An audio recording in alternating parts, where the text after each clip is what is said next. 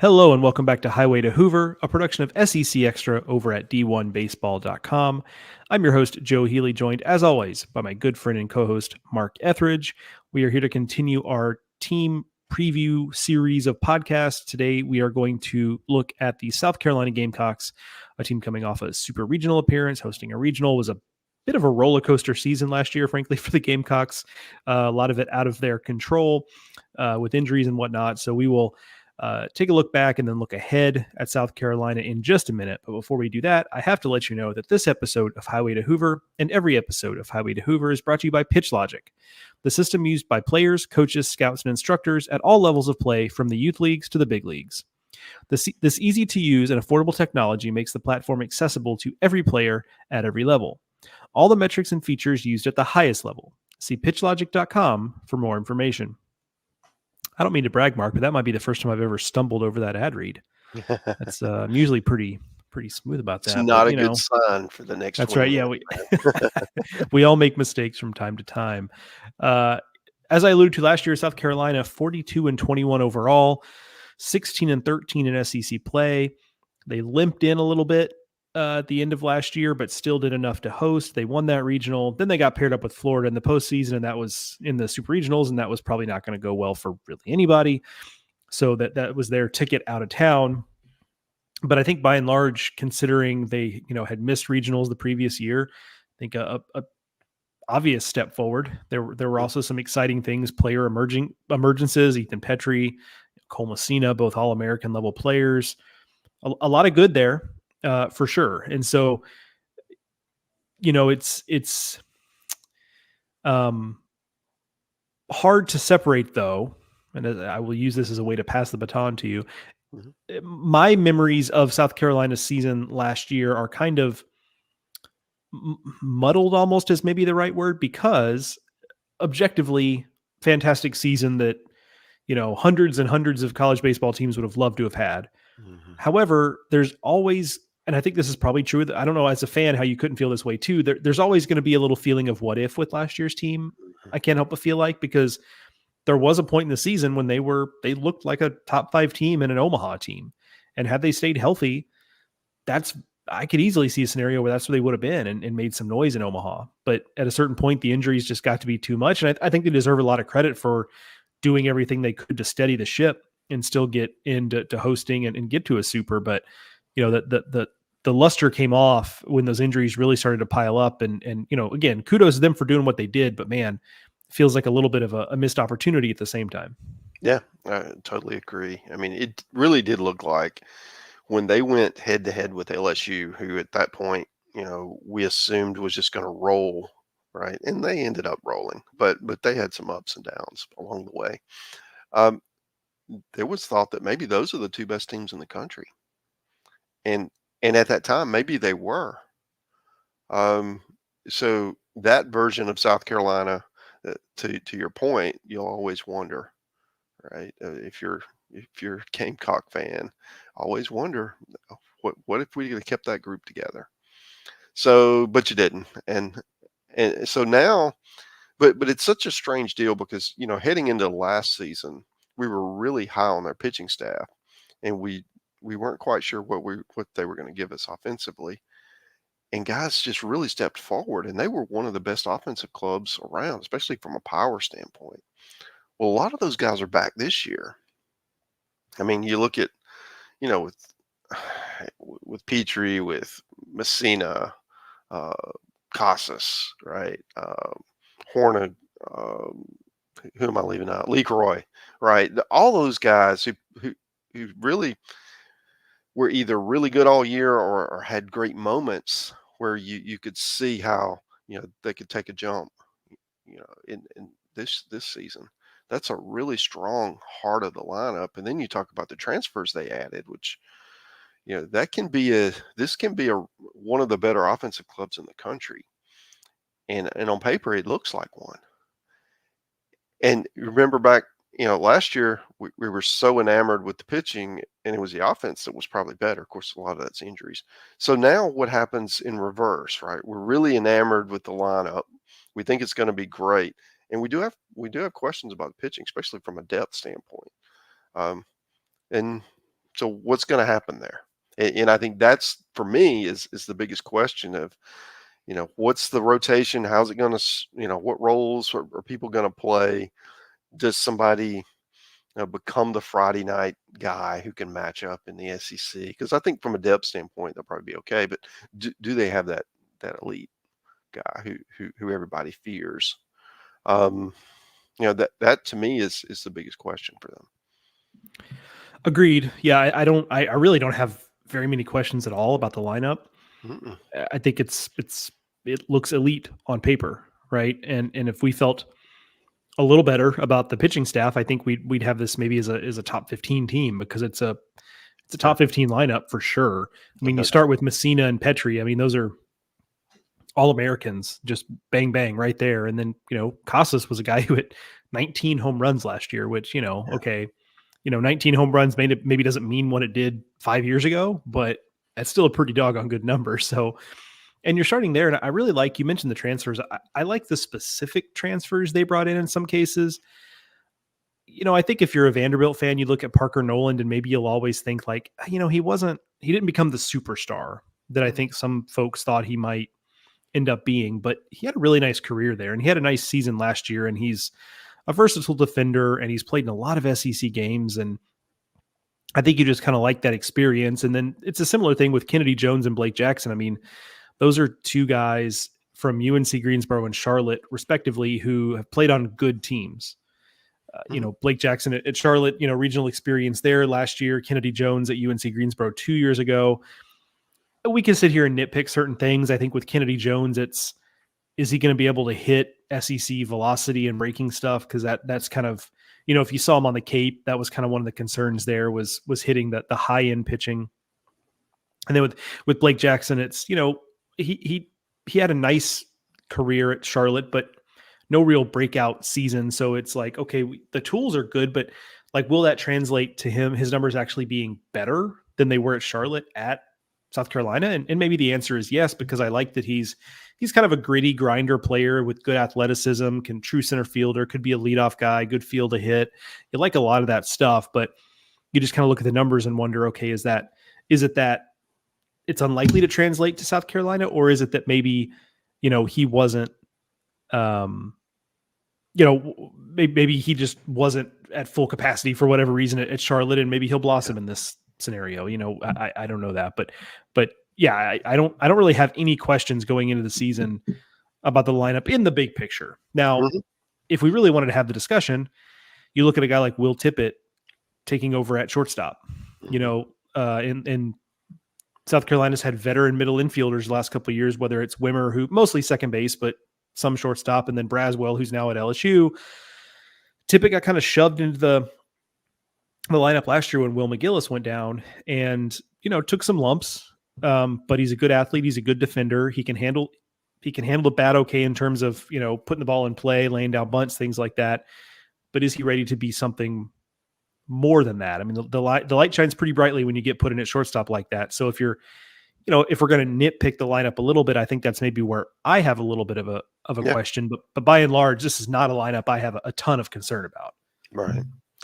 You know, you mentioned McGillis, and maybe Parker Nolan can kind of fill that role. The veteran infielder who's played a lot of baseball, done it at a high level, kind of seen it all, and can step right in there. Because when McGillis was healthy, I mean, he was really a factor. Um, if Nolan can give you that, and obviously stay in the lineup all year, then obviously that's a plus. And then Blake Jackson gives you something that maybe you don't have in your lineup. He gives you that traditional leadoff man, potentially. If he hits enough, which all indications are he will. So I think those are two that I would point out as um, really fits right to to help the lineup get to where it needs to be. I think pitching wise for me, it's you know Eli Jones had he was pretty consistent last year, had pitched in different roles, and by the end of the year, he was certainly one of their best guys. Um, and then Becker had his moments last year as well. Those are two experienced people coming back. And, from everything we've heard about Kimball, I mean, he had a chance to be a weekend guy last year, that great rotation before he was injured. So if, you don't always know exactly how somebody's going to come back, but if he's pitching at that level, um, maybe he ends up being your ace. Uh, Certainly there's potential to do that. So I do think that, when you're looking at, you're questioning South Carolina's pitching. Well, I don't know that I'm really questioning, the rotation. I just don't know how it's going to stack up, because this is a really freaking good league. How it stacks up to some of the other rotations. Can they match? And maybe they can. And that's really what we want to see. Yeah, I mean, I think it's fair to question it just from the standpoint of, look, this is a league where you look at, just in the East, you look at the talent that Florida has on the mound, and that Vanderbilt has on the mound, and that Yeah. even Tennessee has on the mound, even though Tennessee doesn't have quite as much depth on the mound as they have in the last couple of years. So I think it's fair to question it from that standpoint. I really like the idea of Eli Jones and Matthew Becker as Saturday and Sunday guys. Yeah. And I think you said this at the top, like, is there a Friday guy? And I think of the guys that we're looking at, and we've talked about here with Jones, Becker, and Kimball, like, Kimball's the guy I look at and say, that looks like a Friday guy. Mm-hmm. It certainly, the stuff is there if he's kind of fully back and fully healthy and ready to go. And maybe there'll be an adjustment and, need to knock some rust off. That would be understandable and natural. But Jones and Becker are kind of steady guys. I think I think there's a little bit of a ceiling there with those guys, but with Kimball, I don't think we've seen the ceiling yet. So if he can be a Friday guy, then suddenly your rotation with Jones and then Becker behind him in some order looks really, really good. Because I do think I like Jones and Becker as rotation guys. It's just that if you're asking one of those guys to be a Friday guy, it means that you're going to be in a lot of toss-up games or worse on Fridays. Because, you're going to see, Hagen Smith and Carter Holton and, one of the Florida guys, Drew Beam, right? I mean, then that's just you're going to be outgunned in terms of stuff and Friday dudeness, if you will, more than likely in that situation. They counteract that a little bit with a guy I think is one of the most fun pitchers in the country, and that's Chris Veach, which is like the answer to the question of, like, what if you just had a pitcher who threw nothing but changeups? Like, what would you get? And that's him.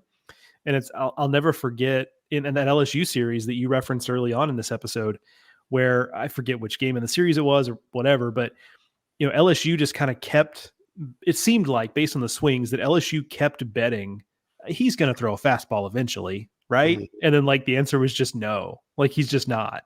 And so, right on right, right on left, it didn't matter. Like, change up, and LSU was just totally discombobulated by it. It's just a lot of fun to watch, because you don't see pitchers attack, especially in this league. You don't see a lot of that. It's very fastball dominant, or total wipeout, put away breaking ball dominant. Spin rate, right? Yeah, a change up that you see a guy throw to both lefties and righties. That is a true swing and miss pitch like that is pretty rare. So he's a lot of fun, and he's coming off of a TJ. Now it wasn't, from what I understand, like the full TJ, which is part of the reason why he's able to be back on such a quick turnaround. But that is going to be something to watch. Is he fully ready to go? They've got a couple of other big arms in the bullpen. Tyler Pitzer is a freshman to watch. There's some buzz about him, kind of in the same way there was buzz about Eli Jerzenbeck at this time last year. Tyler Dean's another guy to watch. He's a transfer who will run his fastball up into the mid 90s. So if it's not Veach, they've got some options, some big arms there to be stopper type guys. And so this is a pitching staff where it's short on star power, I would say, but it is long on some steady guys, some guys with stuff, some guys you trust a little bit, some veterans. It's just going to be a matter of how does it stack up versus all these other pitching staffs that have, first round picks on them. And I think that's ultimately going to control a lot of the ceiling for South Carolina, is, do they look the part when they end up matched up with some of those other dudes in the league? Yeah. I love your take on Veach. I mean, especially with today's world where if you don't throw X miles per hour, you don't even get a chance, right? So a guy who beats you with his changeup, I mean, how often do you see that? That's got to be really uncomfortable. AB, especially for teams that, well, you mentioned LSU, they see a lot of velo even in practice, right? So when do they see someone who can throw that at them? So love that. I think one of the interesting things to think about with South Carolina is they've had some great seasons, and they usually follow them up with a step back. And what I want to see is, obviously the talent's there to stack those good seasons together. I mean, this is a team that could certainly host a regional. They could certainly, be a top 8 if things go right. So, especially offensively, they're gonna be good. And then if they stay healthy on the mound, they should be good enough, right? This is certainly a team that should be able to contend if they get some breaks. So that's that's one of those storylines. You're trying to have a successful program in this league. You hit a rough stretch. You get a guy who's going to miss a couple of weeks with some tenderness, and that can really set you back because you drop a couple of series, and all of a sudden you're looking up at a whole bunch of teams. So that to me is another thing to watch with South Carolina is just can they build on what was certainly as we topped the show off a successful season, but it was almost like oh man, we could have been playing where Florida was, right? Because they swept Florida, if you remember, early last year, and then Florida got them back at the end. But those are the kinds of things that to get the program to where South Carolina really wants it to be, you've got to stack these seasons after seasons after seasons and become that team that gets the benefit of the doubt every year. Because, if they had been, if they had been able to stack them and they had this offense coming back, they'd be ranked higher than 25, right? You would have that benefit of the doubt. And that's really what we want to see from them this year. Yeah, it's a classic case of how, the same result for two different teams can be perceived very differently. That, Kentucky and South Carolina both got to a super regional last year, and it was their first super regional in a similar period of time. Now, South Carolina's been to a couple more regionals in that period of time. I get it. But, Kentucky's coming off of a super regional and thinking like, all right, now we're cooking with gas. And South Carolina's coming off of a super, and it's kind of like, gosh, we really, not a lot of, it doesn't feel like a lot of goodwill was bought with that super regional. And I understand why that is. Kentucky historically, not a one of the better baseball programs in the conference. South Carolina a decade ago won 2 straight, back-to-back national titles and almost won a third. So I get it. But yeah, I'm glad you brought that up just because this has been a weird program ever since, Ray Tanner stepped aside, in terms of it's almost like they are on like an every other year kind of deal. And I think it's true that they haven't been to back-to-back regionals since that 2010 to 2012 period of time. And certainly they haven't been to Omaha since that trip in 2012. And so two things can be true. I think there should probably be a greater level of appreciation for what they accomplished last year, even if it was a little bit of a missed opportunity given that roster. So I think that the staff is doing a good job building there, because obviously we like the personnel on this team as well. On the other hand, 9 other SEC teams have been to Omaha since the last time South Carolina got there, which I would have thought that's bonkers, because since they've been to Omaha, like Auburn's gotten it together, Tennessee's gotten it together, right? So some other teams have kind of wiggled in there that you might not, have expected. So this is a program that feels like, if they get off to a slow start, and if SEC play, they're kind of in a little bit of a rut early in the season, there might be some antsiness there from a fan base that's just ready to get back to what they were a decade ago, which is an unreasonable standard that they're never going to reach again. But that's the way being a prisoner of your own success works, right? So I think that's that was a good point to bring up there as we wrap this up. So should be a fun team to watch. They're going to score a lot of runs. I really like their lineup. I'm excited to see the way the pitching shakes out. I think there's a lot of potential there, even if maybe the ceiling is not as high as with some of these other pitching staffs in the SEC, but certainly a potential to be good enough considering what they have offensively. Yeah. That is going to do it for this edition of Highway to Hoover, a production of SEC Extra over at d1baseball.com. If you're a South Carolina fan who just parachuted in for this one episode, we appreciate you listening and would urge you to go back and listen to all of the previous team preview episodes of Highway to Hoover we've done here over the last couple of weeks, and hang out for the last few episodes we have coming up, previewing all 14 SEC clubs ahead of opening day. Whatever your favorite podcast app is, rate, review, do whatever it is they ask you to do there to let other folks know that they should jump on board with us as we get ready to start the season here before you know it. So thank you for listening. As always, thank you to Pitch Logic for sponsoring this and every episode of Highway to Hoover. And thank you to my co-host Mark for joining me as always